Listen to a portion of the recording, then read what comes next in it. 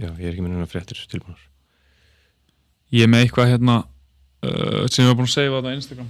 Ég get svo fara að vinna fréttir úr því bara morgun. Ok, ekki. Herru, við erum að þetta live.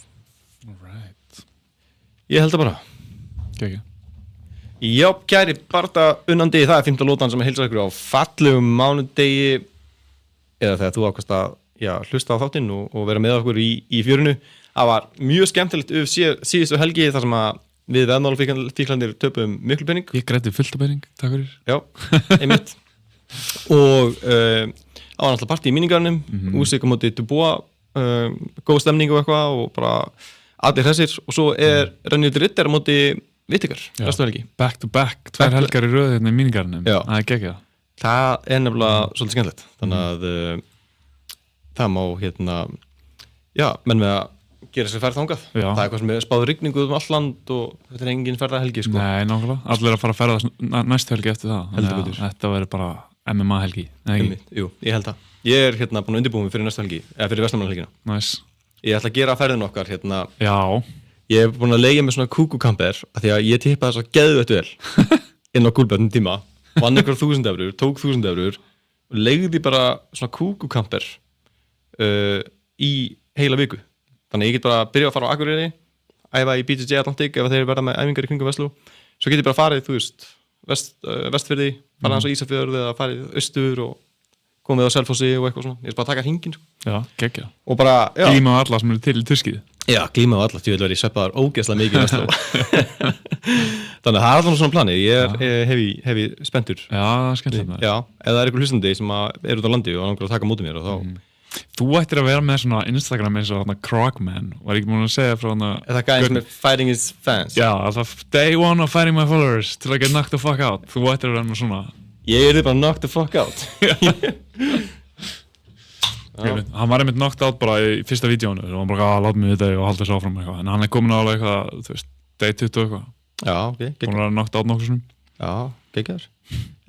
Sem bara snilt. Herru, það er við erum að sjálfsögðu live á YouTube, þannig að það má það er að senda inn spurningar þar ef að menn eru með spurningar, en það er náttúrulega alltaf bara klukkan 8 á mánudum. Já. Það var hægt að henda inn spurningar og spjalla. Já, takið þátt í umræðinu með okkur, það væri gaman. Já, heldur betur. Taldum umræðuna, þá þurfum við að gera upp UFC 318, en ég ætla fyrst náttúrulega að minna á að þátturinn í búið mínigassinn sem er heimaðalli bardaíþrótta, ef það er stór bardagakvöld framöndan, þá veist hann sýndur í mínigarnum sem var náttúrulega núna helgina og næstu helgi, Ritter á móti Vittikar, sem var náttúrulega líka alltaf Golden Ticket, Kate Steele, Logi Girs að berjast á Battle Arena, að það ekki einu Já, jú. Við kannski Það við verðum að henda því upp á skjáin sko. Já, ef við náum að henda því upp á skjáin, þá var náttúrulega geðvögt. Leifum fólkinu að trillast að peppast yfir mjög hæfum up and comer. Já, einmitt. Svo ef þeir langar að byrja að æfa bardaíþróttir, þá er Reykjavík MMA svarið ný grunnnámskeið hverju mánuði, allar upplýsingar inn á rvfkmma.is. Takk til skrifið og byrja að æfa á Viðarhöfða 2. Heldur betur.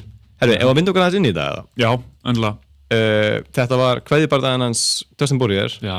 Dustin Poirier, Max Holloway 3 upp á BMF beltið. Það þarf víst alltaf að vera belti. Já. Ekki svona söngurinn sem að Dustin Poirier vildi, en kannski rétt með því á þér, hann er svona að hætta og svona kannski. Já, það er mjög sjaldgæft að einhverjir gaurar alltaf taka síðasta fight og vinna og eitthvað right off into the sunset. Það er bara frekar sjaldgæft. Þú veist, þegar þú ert komin á þennan aldur og ert svona búin að taka ákvörðun að hætta. Já. Ég veit ekki, mér finnst aldrei loga góð. En þetta var skemmtilegu fight sko. Mér fannst alveg Max vinna alla lótina sko. En Poirier var alveg inn í þessu og var alveg að hitta hann fast. Hann svona datt í gangi þriðja fjóra lóta voru svona fína lótu fyrir Poirier en mér fannst að Max vinna alla lótuna sko. Já, strike-countið er sko 198 gegn 109 báðir mjög virkir en Max Holloway lítur ógeðslega vel út. Já, ég veit það. Sem lightweight. Já, ég veit það, hann er einhvern veginn jafn snöggur en höggþyngri samt. Og hann er náttúrulega bara svo góður í að láta ekki kýla sig. Þú veist, höfur einhvern veginn hans og eitthvað, það er bara unun að horfa á þetta. Bara högginast líka, sérstaklega þegar hann hitti hann ógeðslega vel í annar lótu og Poirier bakkar svona på búrinu og þá hendur hann bara í eitthvað svona flurry, þú veist einhver 5-6 högg og þetta lítur bara svo ógeðslega flott út hjá honum. Já, bara allt execution hjá honum er bara geðveikt og önnur lótan er trillt þegar það slákar annan niður. Já, Ég veit að þetta var sem bara inches að Poirier lendi uppercut þegar að Holloway fer niður og að standa upp og reynir hann uppercutin á hann þegar hann niðri og þetta bara, þetta bara stríkur hann þetta hafi verið bara þetta bara millimetra sekundubróta mál sko, þannig að steinróta hann að hitta hann. Já, heldur betur. Mjótt svona, velið. Já, ég setti sko 200 evrur á gilotínið. Ég var bara, það væri ekki til betri leið til þess að ríða út í sólsetrið heldur en með gilli og fyrir 12 stuðul 200 evrur og ég var bara koma svo þegar hann stökk gillið og var bara oh my god ég sá þig gera þetta og ég var bara já, ekki 200 evrur en ég chaseaði þetta sko, ég setti 25 á submissionið ég var alveg tilbúin að trúa þig í smástund þegar ég sá þetta frá þér en Dustin Poirier hefur núna hoppað 15 gilotín á UFC-ferlinu sínum og það er aldrei gengið hjá honum. En hann er alltaf jafnviss, bara leiðin að hann sér að það bara here I come. Já, maður missir af öllum gilotínum sem maður reynir ekki. Það er vissulega rétt. Þannig að ég skil hann 100% vel. Ég elska gilotín og ég held að ég kunni bara ekkert annað submission nema gilotín og naked choke. Þannig að á hægri hendinni, ég get ekki gilotín á vinstri. Já, ég skil það. Það er skrítið. Það er bara einhvern veginn oflókið. Fannst þér þetta vera jafnt? Dustin Poirier var eitthvað svona ósáttur með scorekortin 49, 47, 49, 47, 48, 47 Sko, nei, mér Max Holloway vinna allt en sko þjálfarinn á Dustin Poirier segja við hann fyrir loka lótuna og segja bara, þetta gæti verið 2-2 þú vannst þessa lótu og eitthvað, bara hvað er það bulla? Þegar segja við hann bara, heyrðu, þú þarft finish þú veit þetta verið framan home state crowd og fjölskyldaðinn er einna og bara þú verður að ná finishinu, þú er 5 mínútur eftir að ferlineinum og þú verður að ná finishi, þetta átti að vera skilabúðin hann átti ekki að fá frá horninu að þetta gæti verið 2-2, þú veist hvað bull eða það var aldrei 2-2 Nei, mér finnst það ég samanlega, mér finnst það skrítin skilabúð sko, líka því að Max er eiginlega sko að lenda betur allan tíman einmitt bara, og líka í lótunni skilur við í annar lóti þá sláðu eitthvað annar niður og þú veist, sem er þá svona hvað maður segja, svona splitt lóta bara þú getur ekki að vera örugur með þú eigi lótuna eða þú veist ég droppa báðu hvernig annan í þessari lótu og Max er vel yfir á strike-countinu sko þannig að ég get ekki gefið Poirier neina lótu sko Nei, bara ekki neina lótu Nei Mér fannst Max Holloway vera með fyrstu 2 lótunar bara nokkuð örugt Poirier er næst búin að stela annar lótu hann með knockdown en fannst það samt ekki alveg nóg en svo Poirier er góður þarna í 3-4 lótu og er mikið að hitta hann en Max hittir bara meira tilbaka og ég get ekki gefa hann neitt því miður, ég held rosalega mikið með honum ég bara, ég var einhvern veginn á Max Holloway alveg upp að, þú veist, alla vikuna alla mánuðin, ég er bara búin að vera á Max Holloway en ég vaknaði þarna á laugardeginum og var bara ég vaknaði bara og söng bara shine bright like a diamond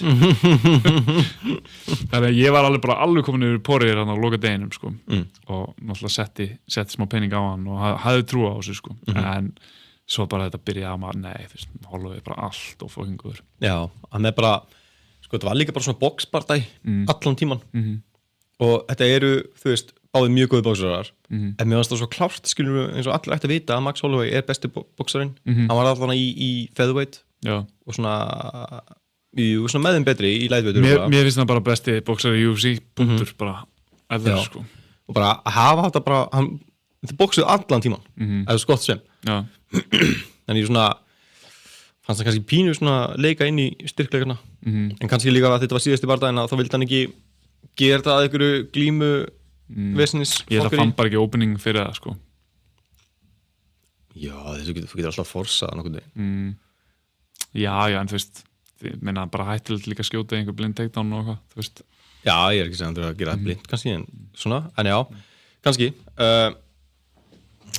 Já sko þetta var náttúrulega BMF-feltið og á síðustu 10 sekundurum bara það er horfa á klukuna og það bara, 10 sekundur, hér kemur það BMF, þú veist, momentið en það endist í svona 3 sekundur að Dustin Poirier var bara, I want none of this smoke hann var búinn að segja fyrirfram sko hann segja bara eitthvað, þú veist, hann bendur á miðina og bara, ok, let's wrestle en þetta er geggjað að sjá Max Holloway bara benda hann á miðina og byrja bara að sveifla, leggur allt undir hann er svo mikið bara, þú veist, hann er bara þetta BMF, þú veist, hann er bara svo mikið búin að sanna, hann er þessi baddest motherfucker hann er alveg sama, báðum þessum börnum móti Poirier og Gaethje hann leggur allt undir þó hann sé að rústa þessum börnum hann er búin að vera að vinna á bara frá fyrstu sekundu og veist, þetta er bara hann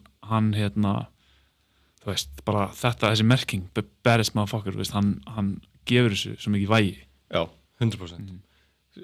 Finnst það ekkert skrítið líka að Ilia Topuria sé alltaf með BMF-beltið? Já, hann keypti sér bara eitthvað replika. Já, hvað er það? Já, ég held það. Af hverju er Ilia Topuria alltaf með BMF-beltið? Já. Eitthvað, Max Holloway bara, þetta meikir ekki sens. Nei, ég veit. Það er ógeðslega cringy. Já. Einmitt. Og það er líka bara að þetta er svo mikið svona joke-belti. Já, hann að Max Holloway sagði að þetta væri eins og að Íslam væri að claima featherweight title af því að hann vann hérna Volkanovski tvisvar. Já. Max sagði það. Eiginlega. Já. Og ég meina, ef þeir vilja eitthvað, ef hann vill þetta BMF-belti, við getum bara mætt Max Holloway, sem að kallaði eftir Ilia Topuria, bara herði, ég er bara með unfinished business. Já. Það verður líka bara að gerast. Ætli setja ekki bara lightweight title og BMF-belti undir, bara það. Já, ég held það sko. Sýkvært góða matsmegi sinni. Já, líka, þú veist, málið er líka bara, þú veist, eftir að Max færði sig í lightweight, hann er búinn að vinna Dustin Poirier og Justin Gaethje, bara tvo bara big dogs sem er búin að vera að berjast í titilbardagann, þú veist. Það er engin annar sem á eitthvað meira tilkall í titilbardaga, þú veist, Arman Tsarukyan sem að kannski átti það, hann er eiginlega ekki lengur inn í myndinni, sko. Þú veist, hverjum langar að sjá Arman Tsarukyan í næsta titilbardaga? Hvernig langar að sjá Arman Tsarukyan púla út eftir mínútum fyrir fætt vegna bakmiðla. Nei, einmitt. Ég veit ekki hvar hann stendur í lífinu akkur núna. Ég var að heyra einhverjar samsæðiskenningar það hefði ekki verið bakmiðsli, heldur hefði hann bara eitthvað missed weight og þetta hefði verið bara eitthvað missed weight? Væri það ekki á löngu komið fram? Jú, sko, það var einhver að segja Dana White eitthvað misti þetta út úr sér eitthvað, hann hefði ekki náðu weight og eitthvað ég veit ekki, sko, þessar vigtanir, sko, þeir eru alltaf að nota einhverja svona gamaldags skeil, það sem að þú veist, þetta svona lendir í miðjunni, þú veist, þetta er ekki digital skeil og gaurinn alltaf svo fljótur, hann bara 55,5 og skellir í beint, þú veist, hann leifir þess ekki að, þú veist, og það er einhverja samsæðiskenningar það að viktin er ekkert alltaf alveg rétt, þeir eru bara svona að segja eitthvað og einmitt þegar Ilia Topuria viktaði inn, þú veist, þá segi gaurinn 155,5 og þú veist, hann verður náttúrulega að meika bara 100%, hann verður að meika bara 155 en gaurinn sagði bara 155,5 og svo bara eitthvað, nei, ég meina 155 þú veist, það er eins og þetta sé kannski bara smá leikrit og þú veist, ef gaurinn sér eitthvað þú veist, á línuna, hún er ekki alveg hún er að fara aðeins yfir og þá skellir hún sér bara tilbaka og segir 155,5 eitthvað þannig, menn er alveg með samsæðiskenninga með þetta, sko. Já, að það hafi verið hálft pundama og eða bara að þetta sé ekki svona strangt. Já, þetta sé ekki svona strangt. Þetta sé bara eitthvað svona, þeir fara svolítið lauslega með þetta og mér finnst það skrítið. Ég kaupi þetta ekki. Nei. Þetta er ekki þín besta samsæðiskenning. Nei, svo er náttúrulega bara, það er búið að vera mikið að samsæðiskenningum það bara að UFC sé scripted, sko. Náttúrulega Derek Lewis sagði náttúrulega bara að UFC er scripted þegar vilja að ég vinni by first round knockout og bara vann hann by first round knockout. Derek Lewis er brandarakall. En það var einmitt, það voru einhverjar samsæðiskenningar þennan bardaga Max Holloway og Dustin Poirier og það hafði eitthvað með svona numerology að gera það, svona samsæðiskenningar oft tengdar eitthvað svona numerology að sé alltaf að vera put the truth in plain sight og eitthvað og ég sá eitthvað mega vídeo þetta, ég man ekki nákvæmlega hvað tölur þetta voru en það var eitthvað svona, þú veist, þessi tala pluss þessi tala og sama tala hérna og skoða þetta og eitthvað svona sama tala var alltaf að poppa upp í sambandi við Max Holloway og Dustin Poirier en það er kannski að finna þetta fyrir hvað sem er, ef maður leita nógu vel. Ef maður leita nógu vel, já, ég myndi hugsa það, sko. Þetta er skemmtilega, sko, skoðum þetta. Já. Ég hefði átt að save þetta vídeo, ég sá þetta bara á hann sko. Kannski save það. Ég elska þess að samsæris samsæris hotn og svona samsæris MMA channel sem að þú fylgir á Instagram. Ég hangi bara svo mikið á Instagram, ég sé þetta allt. Já, menna það. Ég var við það, en það mættur þú mættir loksins í Níko styrstaþjálfunina þína í morgun. Loksins? Já. Ég er bara mjög duglur. Nei, 3 rúlur. Ef þú ert svona mikið á Instagram, akkur lætur mikið vita á Instagram að þú veist mættir. Já, ég mætti hann þetta ekkert í síðustu vikur sko. Já, það er eitthvað sem mig grunnaði. Já. Hvernig er Níko að fara með þig? Herru, bara ógeðslega vel sko. Ég myndi að spá í áðan hvað, þú veist, æfingarnar eru erfiðar og oft næ ég ekki alveg að klára setti mín og eitthvað svona, en mér er samt einhvern veginn svona, þegar æfingin er búin, þá er ég ekki eitthvað svona deyja. Fattar þau? Þetta er ógeðslega erfitt með þetta í gangi, en samt líður mér bara eitthvað, eins og ég var að mæta hérna á þann og ég var bara svona hoppandi upp stigan, bara léttur á því einhvern veginn, þó ég var alveg að taka á og alveg sett sem ég átti erfitt með að klára og eitthvað þannig. Ég veit ekki, mér bara líður ógeðslega vel af þessu. Já, sko, ef þú að hann segja alltaf að þú þarft að eiga 3 rep eftir í tankinu. Já. Þannig ég alltaf svona, þá finnst mér eins og æfingarnar verða aldrei það erfiðar, einhvern veginn. En kannski er ég það bara eitthvað að gera það vitlaust. Ég. Eða þú. Líklega þú. En maður náttúrulega reynir, fattar, maður reynir að klára sér reps, en þú veist, ég lenda alveg oft í því, ég næ ekki því sem hann leggur til að maður reyna að gera, sko.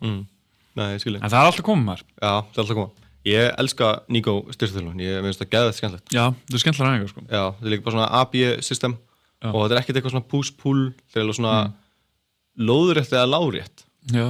Maður er svona eitthvað, lóðréttu dagur í dag. Það er mjög fyndið. En er það bara Max Holloway í title fight, þannig að hann er búinn að vinna Justin Gaethje, sem var reyndar svona exhibition sem var náttúrulega upp á BMF-beltið, en hann er búinn að vinna hann. Charles Oliveira búinn að fá sitt tækifæri, Arman Tsarukyan er í fyrstagiftunni, Íslam fann upp í welterweight. Þannig að það er kannski bara nummer 5, Max Holloway. Já, ég held að. Hann er búinn að kaupa sér þetta sko, kaupa sér réttin að þessu. Ég held að það var líka verið eftir að uppfæra rankings en Max Holloway núna nummer 5. Já, hann verður hann að koma nummer 2 og 3. Já, þannig að sem væri geðveikt. Mér finnst þetta að vera hérna, fyrst að þeir eru með þessi hérna 2 belti, BMF beltið, þá hætti ég bara að setja bæði beltin nú í línu og fyrst að Ilja Topuria langar svona geðveikt mikið að vera beðris motherfucker. Bara mér finnst það samt sko, það að hann sé svona mikið að reyna að vera beðris motherfucker, það gerir hann að not so bad motherfucker. Já, þú veist, 100%. Þú veist, the baddest motherfucker er ekki að þykjast vera the baddest motherfucker. Mér finnst hann svolítið eða bara, veist, gaur, þú fær ekki að beðast með þetta belti, þú ert ekki no bad. Já. Veist, það er eitt að vera geggjaður fighter, svo annað að vera bad motherfucker. Fattar þau?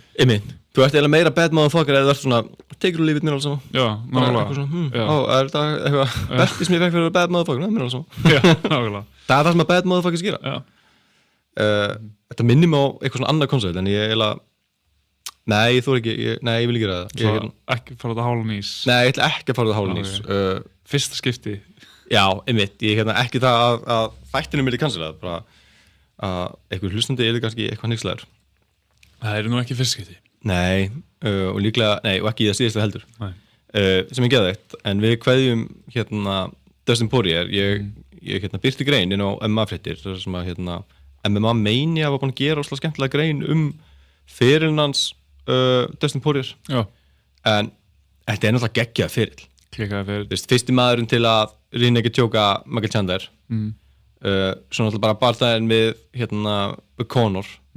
Og eða bara Conor sagan í heilsinni, 3 leikurinn við Max Holloway, geðveikt, átti fucking stríð við Dan Hooker. Bara, þetta er svona mest iconic fight sem hann haldin í Apexinu sko. Það var svona barnaði sem fekk mann til að kunna meta Apexið. Já, djúvel heyrist vel í þessu. Aftur þegar að sakna Poirier. Já maður, sko liggur við bara, maður væri bara að fara að gráta hann þegar hann var alveg bút sko. Já, líka bara hann verðist vera svo mikið svona ég vil ekki segja hann sé simple man sko, en hann lifir svona einföldum simple lífstíl skilur, hann bara með hot sauce sitt, hann er með góðgera starfið sitt, trúir á sinn guð, elskar mömmu sína. Já, hann er góður strákur sko. Já, þetta er þetta góður strákur. Já, líka það sem ég fíla sko við að, þú veist, allir í þessu sporti svolítið mikið bara svona, ég aðalmaðurinn, ég svona hitt, þú veist, svona gaur eins og Conor og þú veist, bara svona eiginlega allir fætarar, kannski þarf svolítið að vera þessi gæi til þess að, þú veist, lifa þessu lífi. En ég man Joe Rogan sagði einhvern tímann við Dustin Poirier, eitthvað, you're the man, og hann bara, no Joe, I'm just a man. Já. Og þú veist, það svo mikið hvað Poirier fattar þú veist, hann bara einhvern veginn, þú veist, hann svo sannur, eitthvað. Já. Ógeðslega vel sagt. Þannig að já, virkilega einhvern veginn svona humble. Og alveg gaman að sjá, þú veist, Max Holloway það svona líka, báðir úrslega svona down to earth, respectable og maður sér líka eins og Dustin Poirier var að tala við strákirnas Max Holloway strákurnas Max Holloway eitthvað svona, takk fyrir að gefa pappa mínum tækifærið og Poirier eitthvað svona, nei, pappi þinn gaf mér tækifærið eitthvað svona, svo báðir svo tryllingslega humble eitthvað. Ég fíla ógeðslega mikið hvað Max Holloway, þú veist, ræðan hans, hann var bara eitthvað, mig langar að berjast við Ilia Topuria, en nógu mig þetta kvöldins Dustin Poirier, bara give it up for Poirier og fór, fattar þú veist, ekkert eitthvað svona, þú veist, hann svona átt þess á, þú veist, þetta ekki mitt moment, þetta bara hans moment, lefum honum bara svolítið að eta þó ég hef unnið bara þann, fattar virkilega skemmtilegt. Það einhvern veginn fallegt. Þannig að svona, já, ég mun sakna Dustin Poirier mikið og á sama tíma einhvern veginn svona býði velkomin nýja Max Holloway sem að einhvern veginn... Já, lightweight Max Holloway sem bara jafn snöggur en kýlir miklu fastar ógeðslega fast og bara ógeðslega góður. Já, bara mættu mér í miðunni, einhver að fara að rótast nema þú bara... Heldur hann vinni Topuria? Ég held það sko. Já. Þú veist, já, ég held að vinna hann á decision þegar þeir mætast sem verður vonandi. En af hverju heldur þú að snúast þið? Af hverju heldur þú að, þú veist, Topuria sem var mannan síðast, af hverju ætti Max Holloway allt í hennu að grafa upp í sigurinn? Þannig þarf ekki kattinir í featherweight aftur, þú veist. Hann verður með meiri höggu í lightweight. Já, þetta var featherweight bát. Já. Þetta var síðasti, þú veist. Og líka út af því að sko Max tók barðan við Gaethje í lightweight, fór svo að katta aftur niður í featherweight til að mæta Topuria fyrir beltið þar. Þannig að svona, þú veist, ég held hann sem meiri höggu í lightweight, sko. Já, svo var einhver að segja, sko, að það var hiss á því, sko, hvað Max Holloway leyfði Dustinu að kýla sig mikið, hvað hann tók mikinn damage í þessum barða. Þú veist, hann bara að tjekka höggunni sinni hvort hann þetta staðar eða, þú veist, má hann gera þetta sama á móti Topuria, því Topuria kýlir fucking fast, sko. Já. Þetta líka lightweight. Poirier var náttúrulega að lenda á hann, sérstaklega í 3. og 4. lótu, sko, og náttúrulega droppa hann í 2. lótu.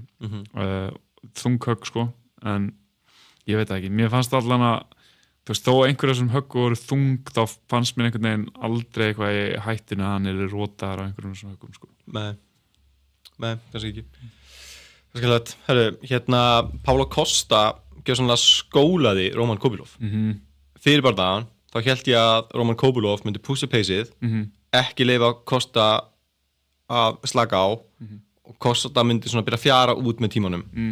Virkilega rangt að lesa hjá mér, það 30-27, 30-27, 29-28 og kannski svona ákveðin svona upprisin æru hjá Paulo Costa sem að bara ákveðinu 3 bardaga taprinu, búin að vinna 1 af síðustu 5 og tekur Roman Kopylov og gjörsamlega skólar. Já, sko ég var á sömu skoðun og þú eiginlega lýting upp bara alla vikuna og þegar búin að spá í þessu eitthvað. Svo skipti ég skoðun. Ég skipti upp skoðun á svo mörgu þannig að bara on the day off sko og náttúrulega veðjaði á Costa by decision, græddi ágætlega á því. En ég einhvern veginn fór aðeins að skoða á þarna og ég hugsaði bara, ég held að Paulo Costa sé bara meiri hundur, fattar þau. Og veist, Roman Kopylov ógeðslega svona teknískur hann en þú veist, hann hefur ekki farið í sömu stríð og Paulo Costa. Paulo Costa veit hvernig það að ganga í gegnum fokkin eldinn og allt það sko. Þannig að já, þetta var líka bara skemmtilegu bardagi og Paulo Costa bara, já, þú veist, hann aldrei í leiðilegum bardagum, þá hann að tapa 4 af 5 þarna síðustu, þú veist, eins og bardagin sem hann tapa á móti Whittaker var bara geggjað bardagi, þú veist, hann gefur mann alltaf góða skemmtun, sko. Verður stundum svolítið þreyttur en hann einhvern veginn heldur alltaf áfram að fokkin berjast, sko. Einmitt. Ég á tím Paulo Costa núna, eftir þetta. Líka bara hvað outputið hans mikið, þú veist, ég ætla að flétta upp stats, sko, þannig að með ekki mér, sko, þeir ekki með jafn mikið output og main eventið, þú veist, Poirier og Max Holloway. Paulo Costa með 99 significant strikes gegn 48. Já, hann reynir 160 móti, já, þrjálótur. Þá getur samt ræðilega sagt bara að outputið hafi verið svona svipað, en hann byrjar mjög snemma. Þess að hann bara, þú veist, bara frá fyrstu sekundu, þá Paulo Costa bara byrjaður. Já, og hann svona assertar sig rosalega snemma og bara svona strax inn í barða og hann bara, hér færðu bara Paulo Costa og annarkvæmt ertu bara nógu góður í Paulo Costa pakkan eða ekki og Roman Kopylov var bara honum bara ragur hann búið að sparka mikið í hann bara í annar lótu og hann bara eins og hann vildi ekki vera sko, í smá tíma bara leið að byrja að exchange og þá bara sjella hann upp og bakkaði og maður bara svona damn proper monster hann þarf að ná að channela einhvern meiri svona hund í sig sko. Hann ógeðslega tæknilegur og teknískur og svona vantar smá svona drápsæli í hann vera tilbúin í stríði sko. Kannski bara hann ekki með það eða bara Paulo Costa bara of högþungur og aggressífur líka, veist, það voru einhvern veginn allir á að Roman Kopylov væri að fara að vinna bara það og hann hefur kannski bara trúaði svolítið sjálfur svo þegar þetta byrjar þá bara, nei, ok, fuck, þessi gaur intense og það bara, veist, menn lenda í því að frjósa 100% sko. En við fyrir með sko stækandi að Paulo Costa, lótu fyrir lótu 57, 48 þetta hann frekar aktífur og þó hann sé hann þreyttur þá var hann samt mjög aktífur heldur bara kallaði eftir Khamzat ég til í það en ég held að það sé ekki gott fyrir hann sko gott, Khamzat eitthvað svona byrja að DM-a konun hans svo sagði hann að hún hefði dílið þessu eitthvað hún senda hann og eitthvað konun hans hefði senda á Khamzat hann eitthvað sýndu þetta hún eitthvað, nei hún dílið þetta eitthvað ok, það eitthvað en það samt bara gott move sko. Gott move samt bara að kalla út Khamzat því að Khamzat líklega verður champion, hann ekki orðin champion þannig að þú ert ekki að kalla eftir title shot og samt að búa til eitthvað milli þín og gaursin sem að verður líklega champion heldur hann taki ekki Duplessis? Ég held það annars hef ég alltaf vannmetið Duplessis og kemur alltaf í bakið á mér sko. Ég held alltaf bara að sjá Strickland er bara smókan sko. 100% sko, ég bara en það var nú samt alveg svona lala bardaði svona eitthvað en ég veit ekki hann kemur hann alltaf á óvart en ég samt mjög hissa ef að því að Khamzat hefur einhvern veginn bara spólað bara í gegnum alla sem hann mætir þú veist að Gilbert Burns frekar góðu brandar sem ég heyr daginn að sko allir þessi gauðir sem Duplessis búin að vera að mæta þeir eiga að vinna hann á pappír en málið bara að Duplessis kann ekki að lesa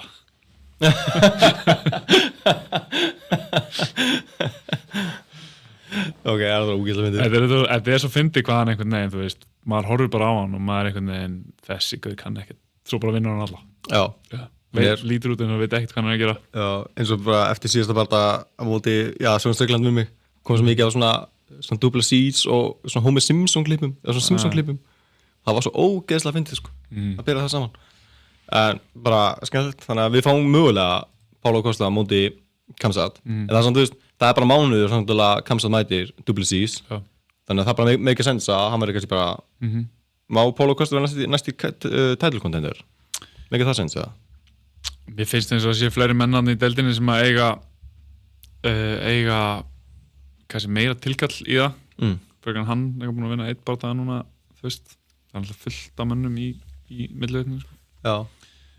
alveg satt sko en þú veist ég er samt til í Khamzat á móti Paulo Costa sko, ég held að það verði skemmtilega bardaði ekki nema Khamzat bara taka niður og Paulo Costa kennst allir á lappir ég held að það verði svolítið nákvæmlega það sem myndi gerast sko og bara sem er líka bara vandræðileg sko ef að Khamzat múin að slæta inn í DM hjá konuðinni og þú færði eitthvað vengeance match og svo ertu bara barinn það var ekkert eðlilega vandræðilegt sko en sko rankings segja fyrir þetta mann segja að Paulo Costa er sko rankaður með 13 fyrir bardagan já, það er alltaf hægt þá það er ekki hægt sko þú veist, við þurfum að pæla þessu eftir en sko, Reinier de Ritter held ég að sé að fara að vinna Robert Whittaker já, ég er ekki svo viss það en Ég held að við tekir það. Ok, en þá væri sko kannski Vittuger eða Reynir Ritter alltaf undan. Já, og svo náttúrulega Nasruddin Imhoff, hann náttúrulega number 1 contender. Já, hann að fara að berjast í París í september. Já. Minnum alveg bóttið, hann að fara að mæta í manni í hverjum. Byrju, ég að prumpa á mig, það Tjábarallo? Já, það ekki. Jú, minni það. Já. Þannig að, veist, og þeir eru náttúrulega, eru á undan. Ég væri til að sjá, sko, Paulo Costa móti Tjábarallo. Það væri mjög skemmtilegt. Eða rauninni bara Paulo Costa móti hverjum sem held ég bara. Brandon Allen. Eftir sigurinn á Manuel Tori. Það væri mjög gaman. Sem var náttúrulega svakalegu fætt, sko. Það var, það var bara topp skemmtun. Fucking stríð, sko. Það var topp skemmtun. Ég svitnaði líka vel yfir þeim bara það, sko. Ég var með Brendan Allen by decision 100 € undir, sko. Þannig að það var alveg svona stórt bett til að vera með method of victory, sko. Já. Fyrir mig allavega. Já. En það var fucking gaman að vinna það bett, sko. Já. Það gaman að vinna bett, sko. Já. Ég var fann að spreða svo miklu bara í alls konar, bara 200 € hér, 200 € hérna. Þú ert farin að tippa svo byggalega líka. Nei, það er líka sko, ég var búin að vera sko blóð mjólka kúlbett. Ég tók svo mikið pening að þeim, síðust tvær helgar. Gefa maður tilbaka. Ég var bara, einhvern veginn bara, herri strókar, ég er búinn. Ég er bara, þú veist, nú ætlum ég bara að bulla eitthvað. Þú ætlaði bara að betta Robert Valentín. Það henda Robert Valentín innan parlæðið mitt, Já. Ekki besta ákvörðin í heimi kannski. En það var samt bara svona eitthvað, þú veist, ég var bara, þú veist, búin að borga kúkukamperinn, ég var búin að taka svona 200 € kall, svona orðið hliðar og eitthvað, bara að kaupa bara alls konar drast. Og svo var ég bara, ég get ekki verið að, þú veist, í alveg, maður er meðvirkur, akkur maður finna til með einhverju veðmála síðu. Þessi strákar bara í einhverjum private jets og eitthvað. Já, nákvæmlega. Og núna er ég bara eitthvað blankur, farin að setja 30 € og 50 € og eitthvað. En svona er þetta bara. Já, ég fílaði hvað að tímabúndið, þá var bara svona það sem þú hefði vanalega sett 30 € á, þá var bara komið í 200. Það var bara svona 200 var nýja baseline þetta í einu viku. Ef að bankareiningunum leifir það bara 200 og svo bara allir vinnur 200 tilbaka og það er bara, ok, ég kastu 200, það þarf 30 skall, ég get að lifa góða lífi á 30 skall. Bara borgar, þú veist, eitthvað djam og eitthvað. Bara gaman sko. En elsku Roman Kopylov okkar, hvað er að gera með hann? Er hann ofmetinn eða? Voru við bara eitthvað ofmetnast? Ég veit ekki, hann virkar svo góður samt sko. Ég vil ekki alveg eitthvað hendunum undir lestina sko, en ég veit ekki, þú veist, hann er ekkert eitthvað það ungur, þannig að svona, þú veist, Lefa hann að berja Abus? Hann ætti að vera bara prime Roman Kopylov núna, en mann finnst svona eins og hann eigi ennþá eitthvað eftir ólært, þannig að það er spurning hversu langt hann kemst. Já. Hann er 34 ára sko, þú veist, hann virkar miklu yngri en hann er sko, þú veist. Já, einhvern veginn, já. Þú veist, Poirier er að retæra 36 ára, fattar við. Já. Þú veist, þetta er alveg smá aldur á honum sko, og svona, það veit ekki, mætir number 13 ranked og ert svolítið smókaður, þannig að... Já, og ekki með hund, ekki með hundin í þér sko. Nei, nákvæmlega. Til þess að díla við hann. Já. Þannig að maður var svona eitthvað, En ég meina, ok, ef hann fær, þú veist, ef hann fær einhvern annan sviparankaðan næst og kemur með eitthvað geggja performance, þá getur hann kannski fara að vinna sig upp eftir það. En, þú veist, eins og staðan núna held ég að það sé enginn sérstaklega spennt fyrir að sjá hann á móti einhverjum öðrum ranked gæða, sko. Nei, ég verði til að sjá hann á móti Abus. Já, það er fít fætt, sko. Já, bara fít fætt. Já, þeir eru þarna, 14-15. Já, ég held að það væri bara, stránkæðilegt og sangjant, sko. Vonum að, bara, Roman Kopylov, bara recoveri vel. Ég veit hvað geti hjálpað hann að recovera. Já. Það væri til dæmis Unbroken, real-time recovery. Hann hefði getað drukkið það bara í hotninu. Já, einmitt. Og byrja bara að jafna sig strax og undirbúa sig. En það eru frjálst fljótandi aminosýrur unnar norskum laxi. Þeir sem æfa mikið og æfa hart ættu ekki heika við að prófa Unbroken. Mjög gott að para þetta saman við síðstöflur og happy hydrate og svona. Það fer mjög vel saman. Ég stildi ekki alltaf bara svolítið salt út í þetta. Já, bara af hverju ekki? Að þetta er náttúrulega ekki, þetta er ekki beint salt og steinefni, þetta er bara svona viðbót. Já, það er gott að setja smá salt út í, sko. Ég fíla líka bara, sko, ég veit ekki hvort sé bara eitthvað sem ég er búin að læra, en saman hvort sé að fá mér Unbroken eða eitthvað svona steinefna dót eitthvað, setja allt smá salt út í það, mér finnst það bara að gera það betra, sko. Já. Það er líka bara saltið hjálpa þér að vökast almennilega, sko. Já, saltið er gott. Hámarkaðu svo áraugulegin og veljaðan með Yngling fagbótvörum, Siljajet, náttúrulega styrjabústurar og sveppablundur. Ég held að varamánaðarinn sé Freyja, sem er fæðbótarefni sem er svona hugsað fyrir konur. Já, einmitt. Þetta leiðir alltaf betri svefn, minni heilaþoku, sterkara ónæmiskerfi og betri veljaðan. Ekki gleyma að þú færð 15% afslátt með kóðunum 15 við checkout.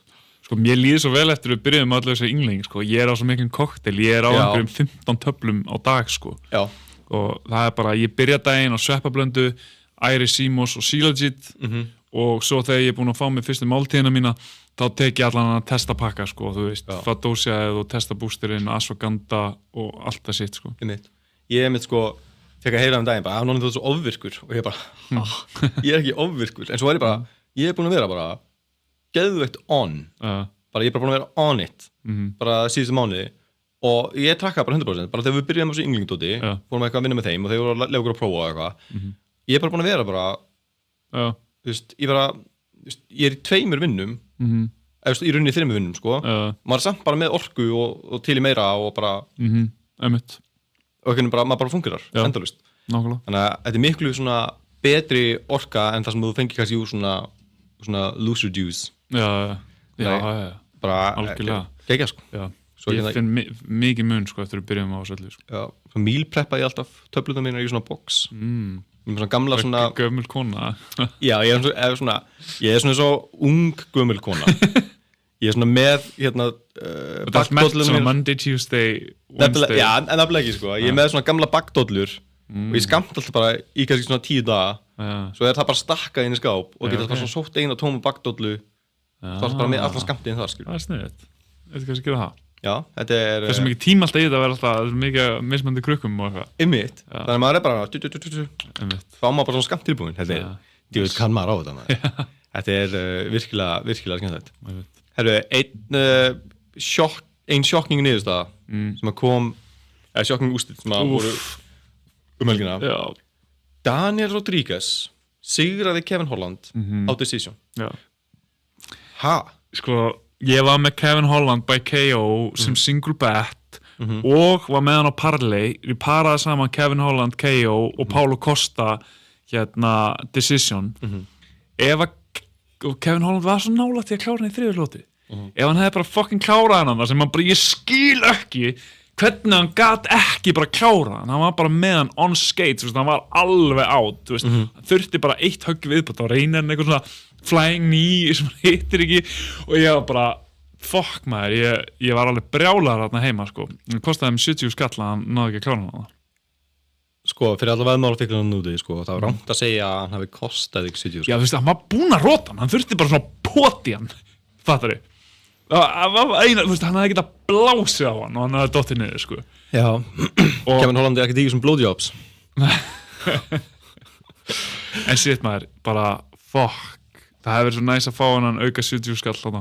Já. Ef hann hefði bara drullast að fucking klára hann, sko, sem hann átti að gera. Já, 100%. Ég skil þig. Hvað er málið með þessi flying knees þarna sem hann er að reyna? Í staðinn fyrir að kýla hann bara einu sinni í viðbót. Bara 1 body, 1 uppi, búm, gaurinn er dauður. Já. En á saman tíma það hefði Daniel Rodríguez getað klárað Kevin Holland fyrr. Og það er eiginlega glasnan fyrir því að Kevin Holland var svona sloppy í 3. lóti var því að það var búið að vera að buffa hann.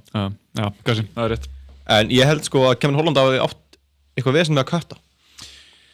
Já, ég get alveg vel trúa því að því að, þú veist, þetta var ekki Kevin Holland sem mætti Gunna. Nei. Kevin Holland sem mætti Gunna var bara, það var hættilegu gæi. Já, þetta var ekki Kevin Holland sem að buffaði Vincent Luque.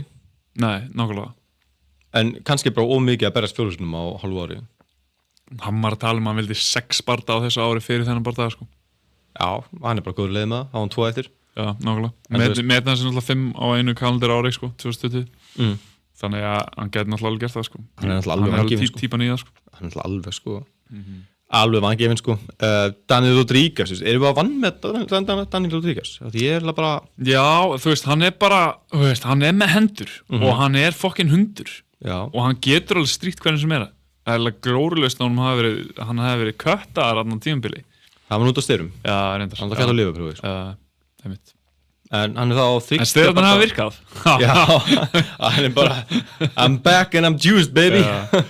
Einmitt. En þú sko, vinnur Alex Morono og split decision. Já. Rótar svo reyndar Ponzinibbio, en þú veist Ponzinibbio er búinn. Búinn í bjó. og bara decision mútið Kevin Holland fucking sterkur sigur á mútið Kevin Holland sko. bara mjög sterkur sigur en þú veist á saman tíma að Gunni var ekki langt frá því að sigra Kevin Holland Vincent Luque er líka alveg svona pínu búinn þannig maður svona veit ekki við kannski bara lásum eitthvað illa í þetta en ég einhvern veginn held að ég mun alltaf vann með þetta Daniel Rodríguez en sko Daniel Rodríguez sem væntanlega bara fara að komast inn á rankings veist, hann var að vinna number 13th rank þú veist, Kevin Holland getur dottið út á ranking sko.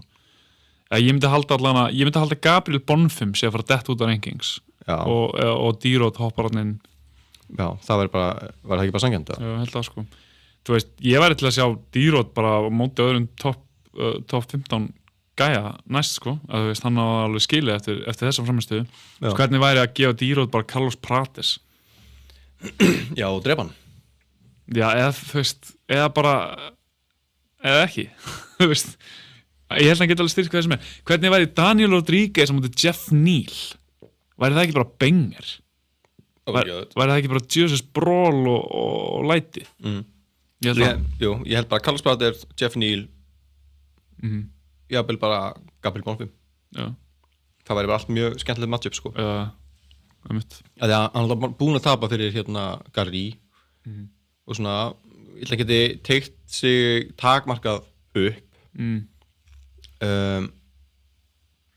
það er pæling jú, ég gútur það alveg en ég held að hann sé að fara að tegja sig inn á rankingslistan en svona bara áttu þeir náttúrulega að mætast D-Rod og Gunni það er ekki svo langt síðan sko.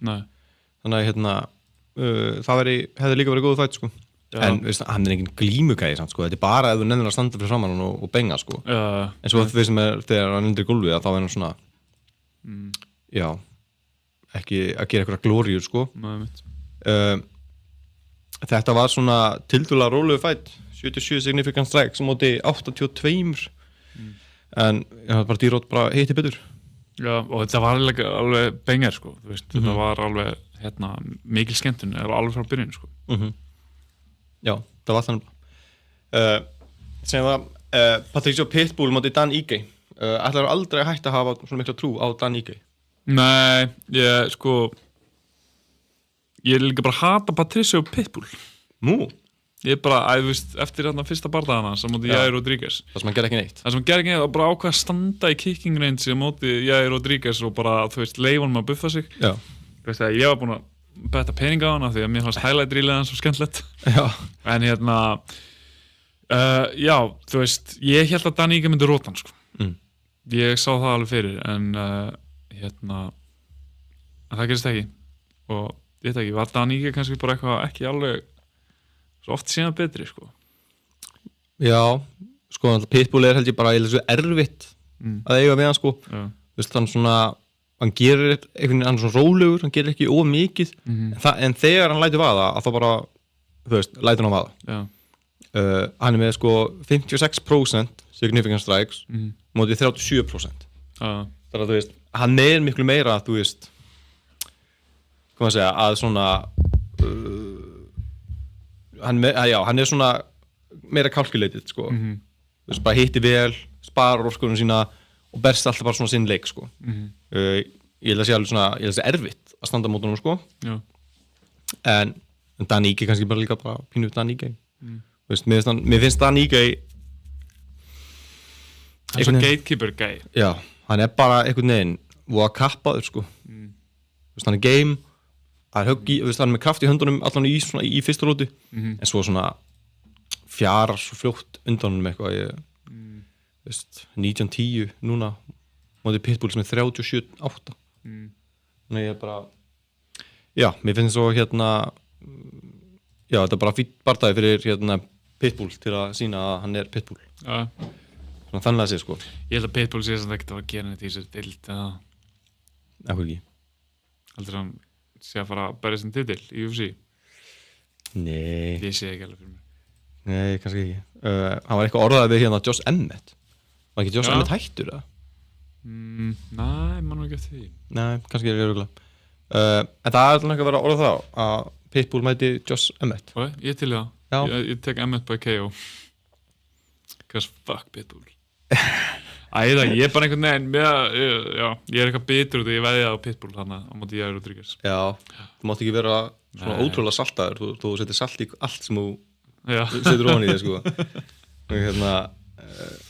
Já, en ég held að það væri fínn bardaði fyrir Pitbull, sko. Josh Emmett er orðinn 30 held ég. Já. Það var bara, þetta er svona, hann er 30, hann er orðinn hægur, ekki leifa hann snerta þig. Það er fucking kraftur í hún. Það er svona erfiðar en að segja það, eitthvað, ekki leifa hann snerta þig. Já, þú veist. Hann er ekkert að fara labba út upp búrinu ósnertur. Hver var það sem Josh Emmett vann síðast en þú varst bara eitthvað, með ég er alveg búin að sjá þetta fyrir, Josh Emmett getur bara ekki unnið hann eitthvað. Var þetta, ég veit ekki. Við Topuria að pakka á honum. Já, neða, hann var eini gæðin til að enda alltaf lótna með Topuria, sko. Já, en Topuria samt pakka á honum, sko. Já, en veist, hann var flottur. Herru, já, var Leron Murphy. Nei, Bryce Mitchell. Sagði ég að, Emmett rótaði Bryce Mitchell, ekki? Jú. Sko, já, sagði ég að Emmett gæti ekki. Já, það ekki. Ég segi oftast bara gáfulega hluti, það hljómar ekki óslega gáfulegt. Nei, en ég man að þú varst eitthvað að vanmeta Emmett og komið bakið þér. Já, það getur var það ekki bara mótið Bryce Mitchell það? Jú, það getur alveg alveg. Jú, þú sagði eitthvað, já, maður bara taka niður og bara glíman vinnur þetta og eitthvað. Svo varstu bara eitthvað, hvað, Emmett bara geta þér glímu eitthvað? Ég var það ekki?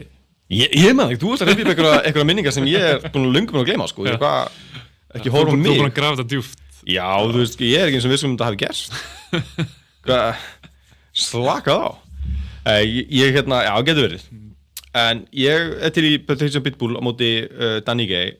Á móti Emmett. Ætla hann fari ekki upp í rankings? Pitbull? Já. Jú, ef hann er jú, ef Danny Gay var þar þá hlýtur hann að gera það. Tekur plassa hans. Ég hugsa það, þannig að það var bara geggjað. En Danny Gay heldur bara áfram að vera Danny Gay og Danny Gayast. Já. Herri, það var annar sjokkir. Hinn 39 ára gamli Michael Johnson sigraði Daniel Selhuber. Kannski ekkert ógeðslega samfærandi. Jú, mér finnst hann taka þetta örglega, sko. Jú, mér fannst hann alveg taka þetta, sko. En ég skil Selhuber tók þessi þriðulótu, var það ekki? Já, tók klálega þriðulótu, sko. Og svona helmingin á annari. Mér ást önnulótu svona 50-50, sko. En sko, ég er svona velt að finna mig hvort að sko Selhuber, að því hann átti að fæta the night móti Argentínumannum. Reeboks, já. Ætli sko hlutabréfinir að hafi hækkað bara of mikið eftir þennan bardaga. Já, mögulega. Að því að hann var the biggest favorite á kartinu, sko. Já. En sko, eins og þetta byrjaði, þá fannst mér hann svona, hann ætlaði að halda honum í svona þægilegu kicking range-i. En svo bara, þú veist, hleypti hann Michael Johnson of nálægt sér, sko. Og hann á þetta til, þú veist, Selhuber, hann ætti bara að vera að nýta faðminn sinn og spila outside leikinn og halda sér örugum og klokkinstig og sparka og allt þetta og halda sér svolítið svona í fjarlægð.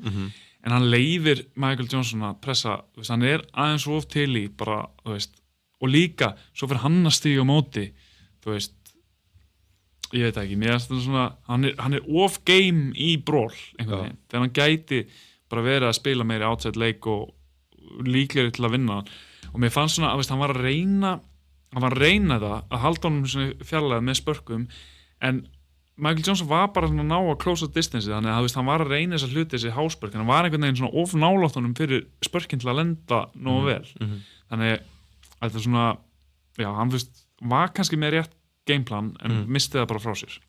Já, ég hugsa að ég segi svolítið sammálegar það sko, þegar hann með fullt af flottum töktum eins og í þriðulótu, þá er hann bara mjög aktífur og er bara svolítið að písa upp Michael Johnson, bara með rosalega flott frontkick og bara óslega góður tímasetja þegar Michael Johnson tekur svona smá skrifa fram á við, bara pum, frontkick beint í maðan og þú veist, en ég er svolítið sammálega þér sko, þess að hann bara mætt með gameplan og einhvern veginn execute illa og bara tapaði frá sér. Sem er svona já, ég var svolítið hiss á þessu af því mér finnst bara eins og að 39 ára gamall lightweight ætti aldrei að tapa fyrir ungum uppengum. Nei, en þú veist líka, og veist, Selhuber er svona eins og ég segi, aðeins svo mikið til í brólið og Michael Johnson er ekki svona gæði sem þú vilt bróla við, sko. Nei. Þú veist, ég er náttúrulega að setja smá pening á Johnson, sko, og kassa ákveð út á því. Það er svo fucking mangi. Ég sá vel eftir að hafa bara ekki sett herra betta á hann. Ég myndi að ég hef bara sett 100. Já, ég sé svo eftir því að ég hef ekki bara lesið allt kvöldi rétt og sett 200 € undir. Já, nokkuð veginn. En þetta var bara 29-28 bara across the board. Já. Og Selhub svektur. Sko, hann ætti að vera svektur. Já. Mér finnst hann tapaði þessu algjörlega frá sér. Já, einmitt. En ég held að sko hans hlutabréf hafi lækkað. Já. Og við höfum bara ofmetnast aðeins yfir þessum geggjaða fætt sem hann átti í síðast ári sem allir tölum að væri bara það í ársins og eitthvað. Þannig ég var kannski líka bara ómikill damage sem hann tók, skilur við. Í þeim barða? Í þeim barða.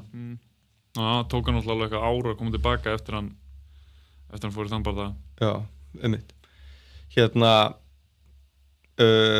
en þetta var svona cirka bát allt sem að gerðist á þessu kvöldi. Þetta var svona, já, þetta var kvöldið. Það var svakalegt kvöld, sko. Þetta var gott kvöld. Það var sko 8 milljón dala gate, hvað segir maður, 8 milljón dala sala í kringum kartið. Fight of the Night fór til Brendan Allen og Marvin Vittori. Performance of the Night var Islam Dulatov,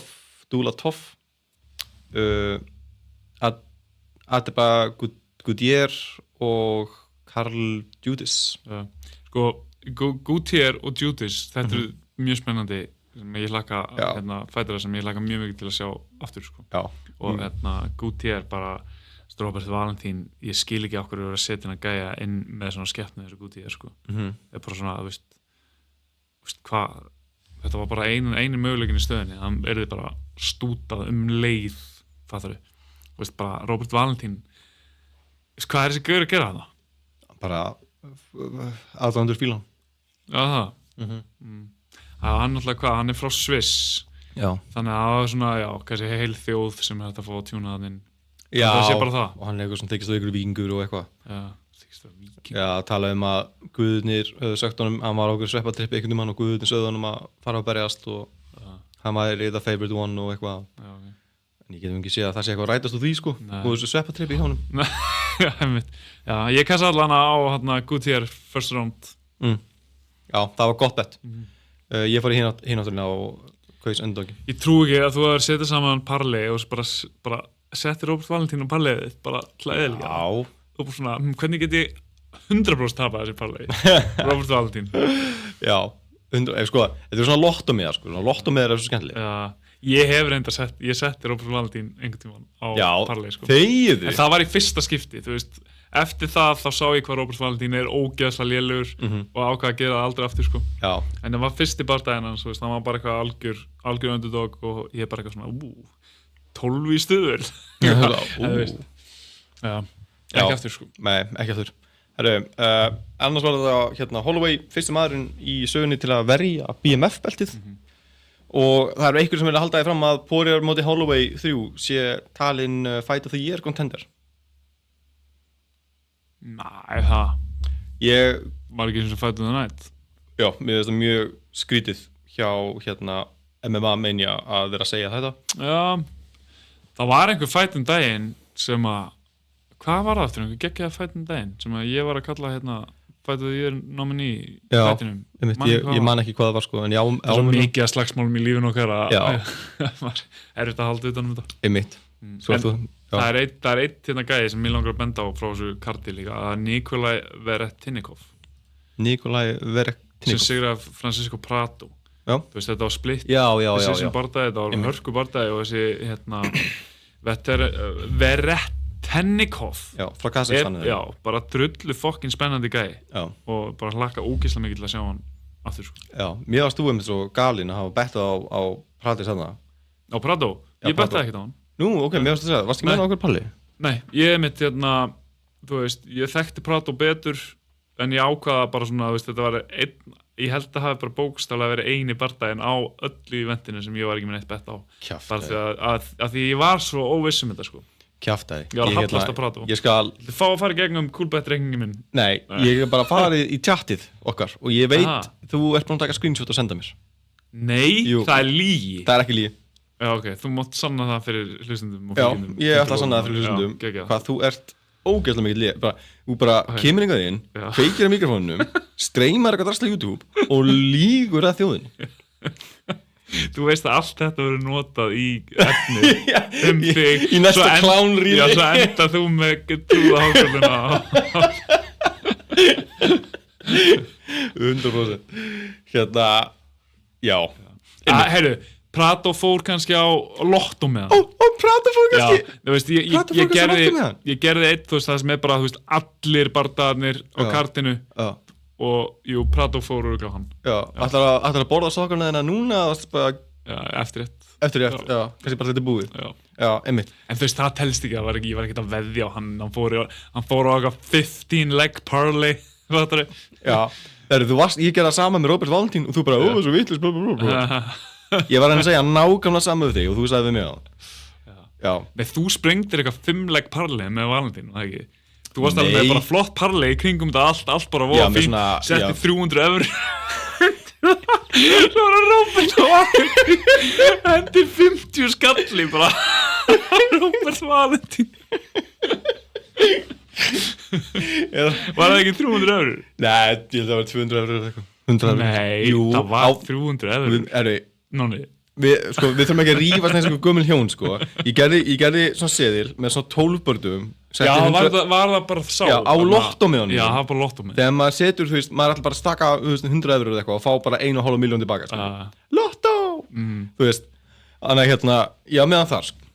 Til þess að rífa upp stuðurinn og svona. En allt sem ég gerði alltaf helgina var fucking steindrafst. Gaman að þessu. Já, maður getur ekki unnið allt, sko. Nei, you win some, you lose some, en ég var bara að vinna svo mikið að ég var alveg til að lose some. Það var bara lærdómur í þessu. Það var lærdómur í þessu, jú. 100%, ég alltaf að læra með þér. Vannst það allavega. Já. Vannst lærdóminn. Já. Herru, eðvöld lúka vel í sumar og klæði þig vel, mælum við með M-Fitness, íþróttafatnaður lóð og jógavörur á Stórhöfða 15 og Tryggvabraut Akureyri. Það eru nýja vörur í hverju mánuði og ætli það sé ekki sumarútsölur í gangi, alltaf 40% afsláttur. Nice. Og allan síðast ég var að skoða. Takk fyrir Bent. Og svo elskar ég M-Fitness maður. Þessi nýja peysa hérna, uppáhaldspeysa mín, sko. Já, hún ekkert merkt M-Fitness. Hún ekkert merkt, sko, en hún svo geggja næs, stæleg, flott litur. Já, þetta mjög flott litur. I look good. Já. Ég ætlaði að segja við þig, flott peysa, en svo nefndi ég ekki svona feed the ego.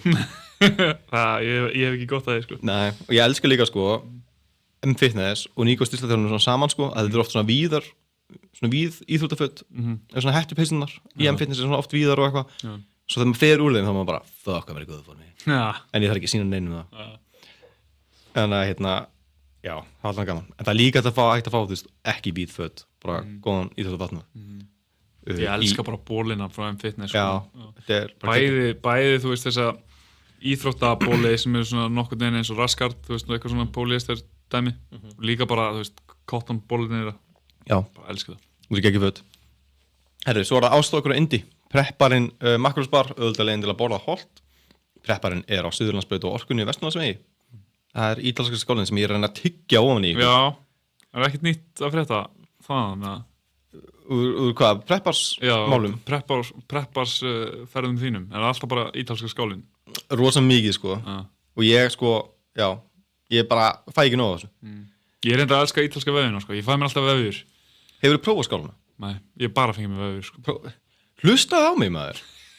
Ok, næstu yfir. Já, í þessu skólinn. Sko, það verður ekki alltaf snúið. Mér finnst bara vefjan svo gott svona meal delivery system, fattar þau? Þú sko, líka ógeðslega gott meal delivery system. Box. Svona matur í skál ekkert eðlilega gott meal delivery system. En fyrir mér þetta er svo mikið eitthvað svona, ég grípið á ferðinni, fattar þau? Þá finnst mér bara svo þægilegt að vera bara með vefi. Þannig að gera þessa handareyfingar. Nei. Þannig að gera handareyfingar. Ég fatt að leiði mig að gera þessa handareyfingu að ég væri hérna með nonna. Já. Sýndu áhörundu hvernig þú ert þegar þú sért að setja vefi upp í munna þér. Nei, ég læt að vera. Já. Ég veit að þú ert alltaf að reyna að búa til einhverja svona OnlyFans síðu með mér. Það ekki? Með að við hérna dúkkuspjallið sem við áttum aðan, þá þetta að neita fyrir það, sko. Já, þeir sem voru í mínigarðinum helgina og heyrðu ykkur sögur mína kynhneigð, þá vil ég bara minna á að það allt kjaftaði. Gott að koma þar. En hérna, ég var svolítið fyndið, sko. ég var hérna Kolli vorum að okkur svona staffadjami daginn, Kolli boxari hann hérna fann að sjá fólk með andleg veikindi og við gerum það saman og vorum að okkur svona staffadjami og svo ég eitthvað svona að djóka í einhverjum stelpum og yfirmaðurinn okkar hallar sér svona að Kolla og svona hérna spyr Kolla svona mjög alvarlega svona nonni gagnkynhneigður? Og Kolli segir já, ég held það og ég var bara wow til að byrja með af hverju þarf þú að spyrja og hvað meinar þú Kolli með já, ég held það af hverju ekki bara já, pottið eða já, 100% þannig að ég bara svo ræddi ég þetta við konuna hans Kolla og hún var bara ekki tissa á þessu þannig að ég var bara þetta er bara eitthvað sem fólk að hugsa já, ég hef pælt í því sko nei já, þú vildir náttúrulega fara í þrísam með mér að nefnt tíman það var ekki bara með einhvern gaurum nei, þetta er ekki að segja sko. Ég vildi það ekki ég var bara svona hneykslaður við því að þú vildir það ekki eins og að ég væri eitthvað svona hérna eins og ég væri eitthvað svona fyrir þér já, 100% og þú væri eitthvað svona nei, þetta getur ekki gerst þannig að hérna, já, mér varst það skrítið en svo kom konan hans Kolla og svona, já, ég var ekki hissa og þú væri bæ og ég bara, ha? Hvað er það að bulla?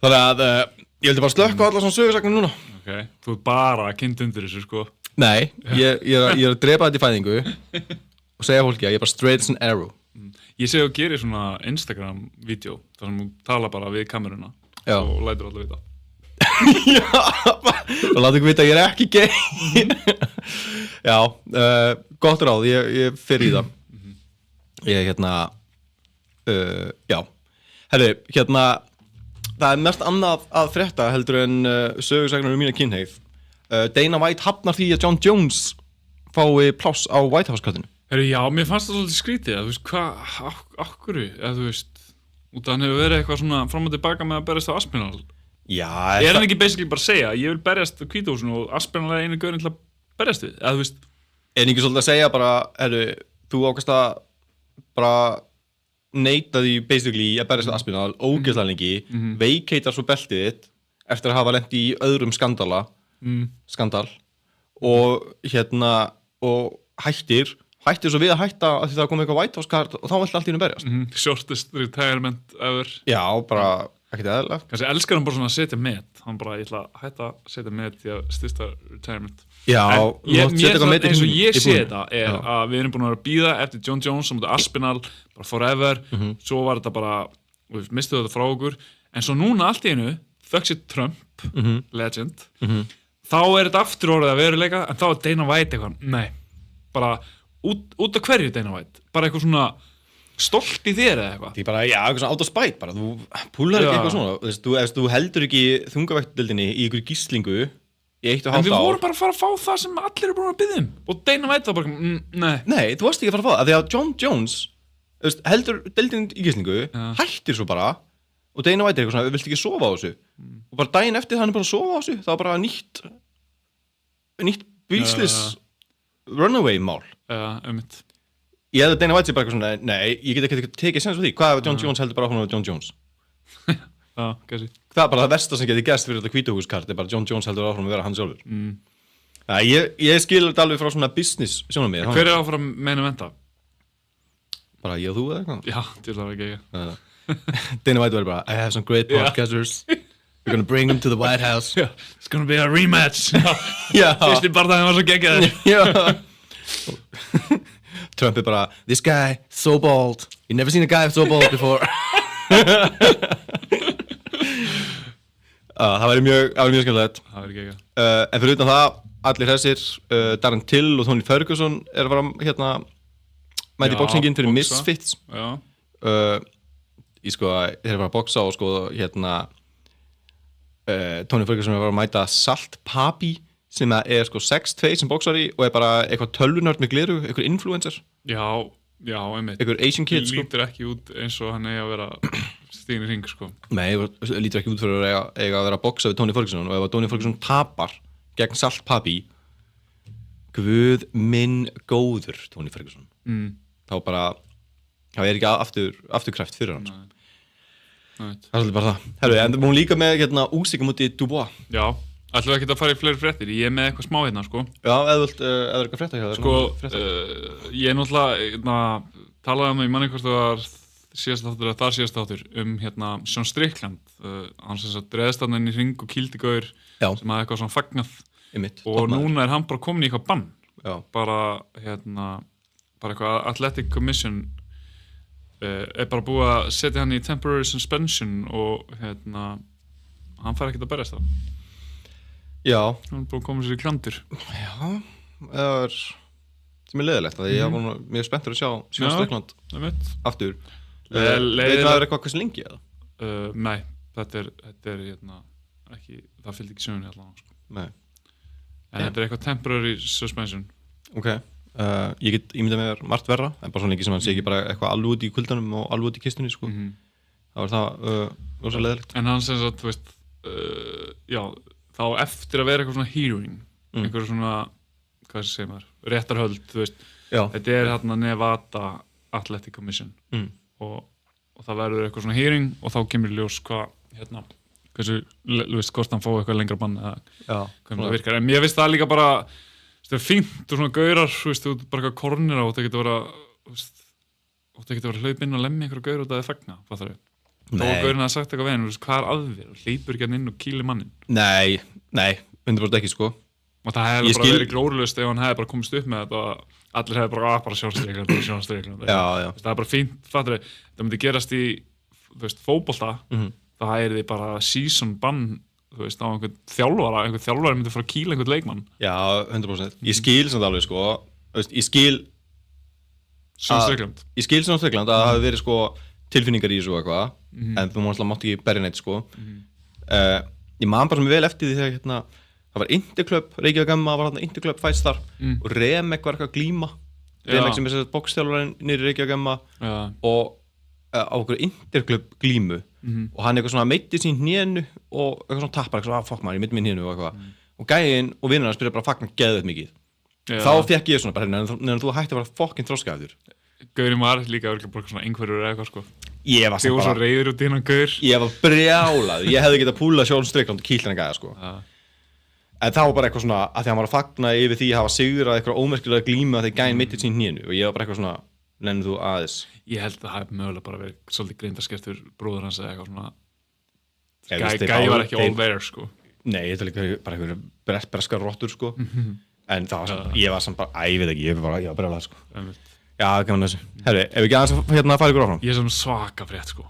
Hvað er með það? Það er, einhver gauð sem stakk Joel Romero, einhver former BKFC fighter á að hafa stungið Joel Romero? Já. Er það hægt, það? Nei, ég veit ekki, ég brotið hnífinn bara. Já.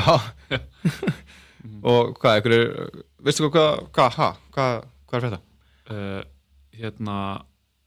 Sko, the incident reportedly began at the American top team with a verbal exchange that escalated in the parking lot. Og þessi gaur sem heitir Blas á að hafa, bara eldan út í bíl og eitthvað og reynda, attempted to run Romero over with his car twice. When unsuccessful, he allegedly retrieved a sword.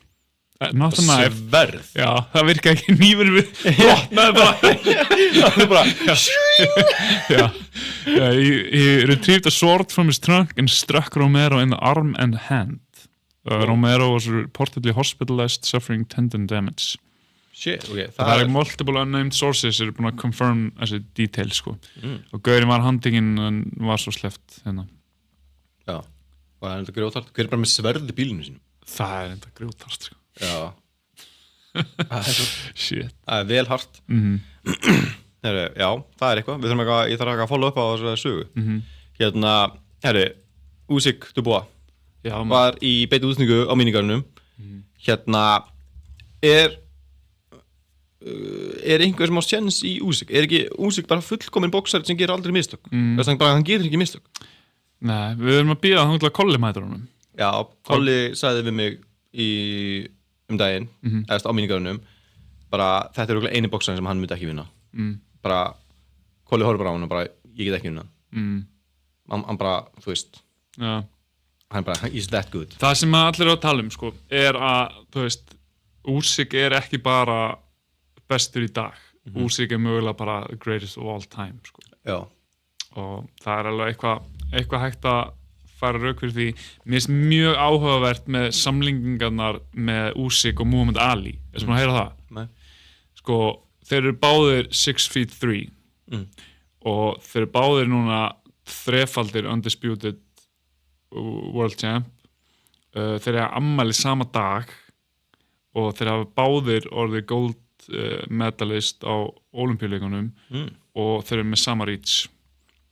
Já, ok. Þeir eru bara sama afmælisdagur, sama reach, sama hæð, sömu þú veist, sama sem það var áorkað á ferlinum, þú veist, margt mjög svipað með þeim. Báðir skemmtilegir í kjaftinum. Já. Mjög, það er margar sannlingar og eiginlega bara þetta að þeir eiga sama afmælisdag, nákvæmlega jafn stórir og langir og alla kanta. Já, og það er eitthvað... Þetta er mjög spes, sko. Það er mjög ruglað. Og bara two of the greatest of all time, sko. Já. Þetta bara fullkomin body compositions plus rétt stjórnumerki. Já, ok, það er bara geggjað. Mjög áhugavert við þetta alveg. Það var mjög áhugavert. Þetta var klikkað fætt, það var 4 lótur. Þetta var í 5. lótu? 5. lótu. 5. lótan? Já, 5. lótan. Það er bara næg. Já, það er champion. Ég var einmitt með Usyk by KO, grætið smá á því. Var ekki Colli sem sagði þér? Colli sagði mér að ég bara, Colli, hvort þetta decision, þegar ég vissi að það eru alltaf Usyk, sko. Bara spurði Colla, hvort þetta decision KO? Og Colli svaraði svo hratt KO. Að ég bara, nefnum þetta. Já, hann ekki bara, Colli alveg, hann með gott, box insight. Já. Herru, en talandi míningarni, það Robert Whittaker á móti René Ritter í míningarnum. Main card byrjar klukkan 7, held ég alveg báttið, næstkomandi laugardag. Verður bullandi stemning, svo Peter Yan á móti Marcus McKee, Sjara Magomedov móti Marc-André Barrios, sem líka bara geggjað. Asu Almabayev móti Jose Ocha og Nikita Krylov móti Bogdan Guskov. Þetta gott kart. Þetta bara drullu gott kart. Bryce Mitchell á móti Said Nurmagomedov. Þetta bara mjög gott kart.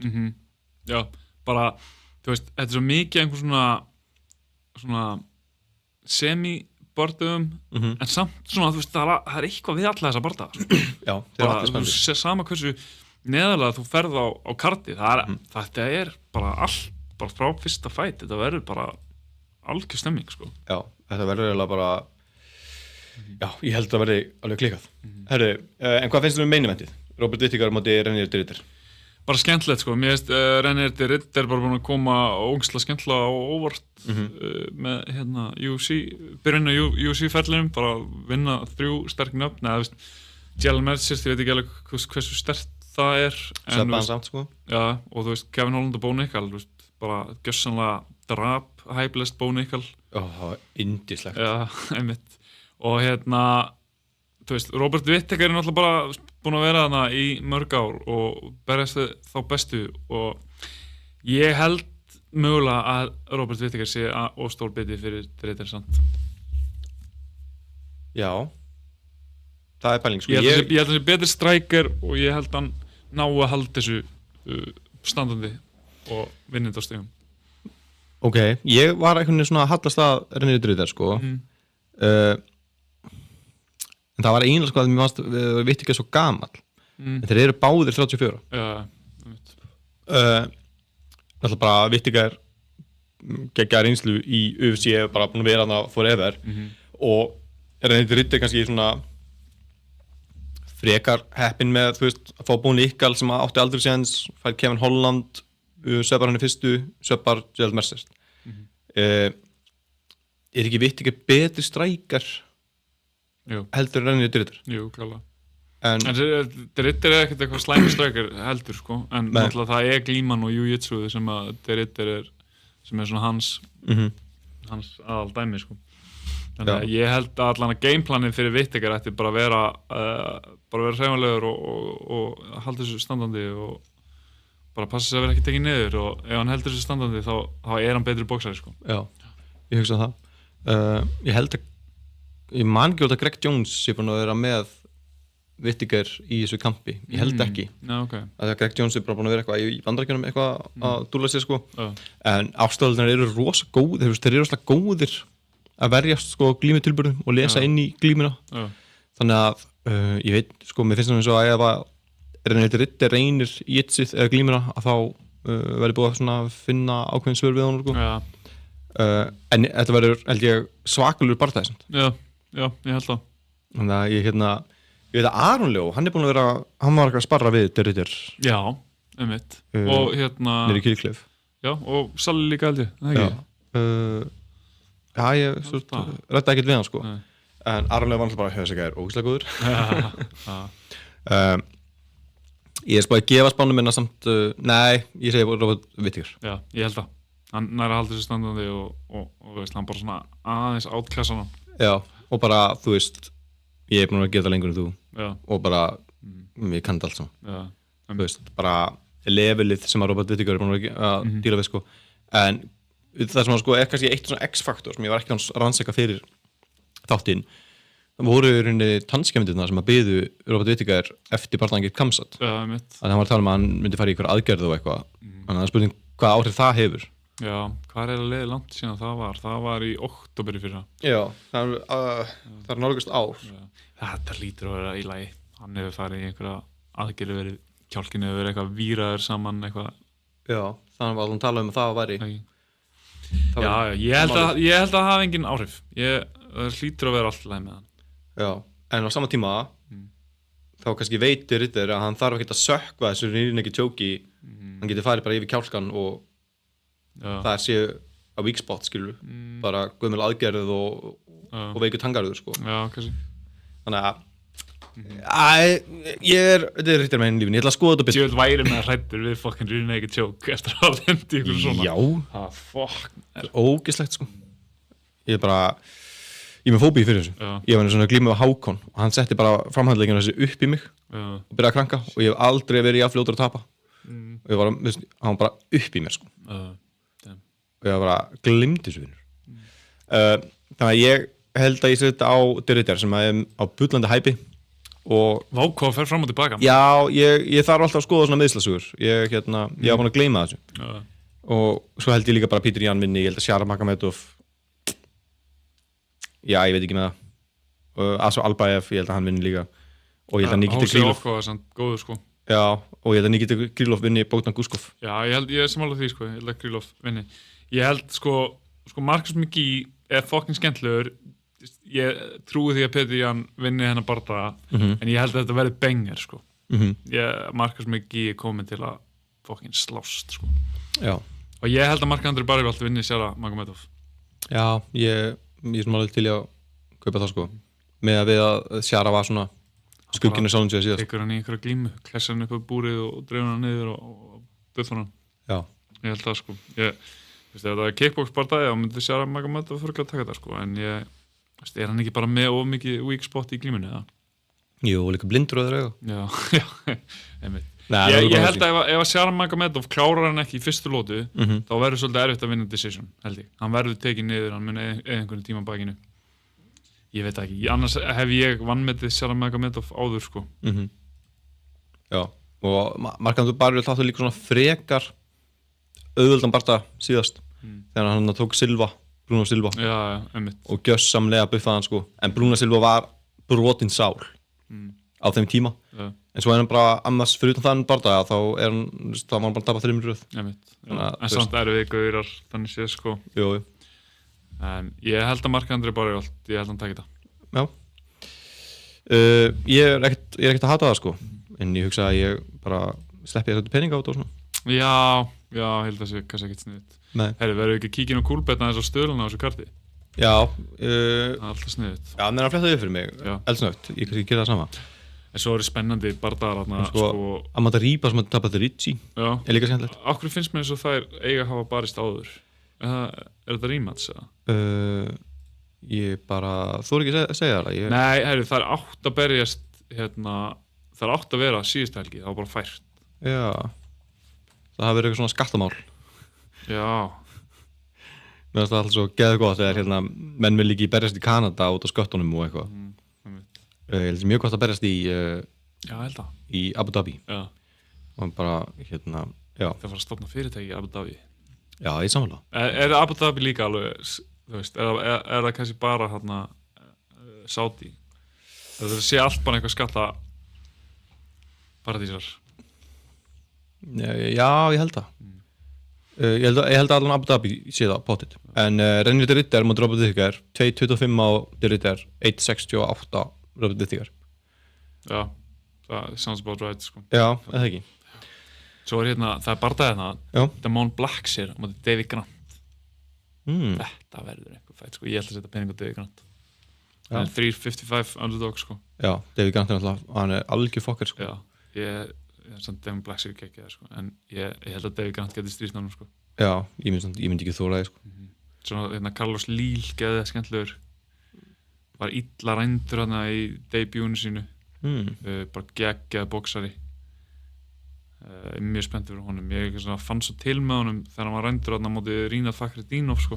Svo kom hann tilbaka og rótaði Alex Morono í fyrstu lótu eftir það sko. En hann var bara svo illa rændur þetta var bara, hann var að vinna þennan bardaga á móti Rinat Fakhretdinov bara 30-27 bara 100% og bara með hann sko. Og þeir gáðu Rinat sigurinn sko. Þannig að ég er svona ég hef svo fundið til með honum sko. Þannig ég er mjög spenntur að sjá hann og vona vinni Ok, spenndi David Grant sko með 3.55 á móti Damon Blackshear þannig að þú verður eitthvað spenntur fyrir því Já, ég hamra það Já, herru, ég ætla að slá botnin í það komin ágætis tími á klukkuna við sjáumst bara á mínigarnum við höldum áfram að trilla á peppa og sjá hvað er bitastætt á þessu karti þannig að við látum Coolbet bólklukkur eitthvað fallegt og handsomely í lok dags Herri, ég ætla bara að þakka öllum fyrir að hlusta og fyrir að vera með á livestreaminu always a pleasure þarf eitthvað að fjölur það með eitthvað meira, erum við ekki bara góðir? Við erum bara góðir sko, við sjáumst bara í míningarnum það er veisla, hvetjum alltaf að mæta þetta er bara heimavöldu bardagi og ef það er eitthvað, þá er það þarna og við ætlum að reyna að sjá hvað þau náum ekki Loga Geirs líka þannig að þegar Logi Geirs stífur í búri þá náum við bara aðeins að stilla á Battlearína og höfum annarkort bara ef það er ekkert í gangi á UFC þá bara báða skjána annars bara splitt splitt á það eða smá synd að sé ekki fleiri mjölnistrókar á þessum event á hans og eini sem fekk fætt Já, ég samla, það er hundleðilegt en svona er bara lífið Herru, við sjáumst bara eftir viku og bara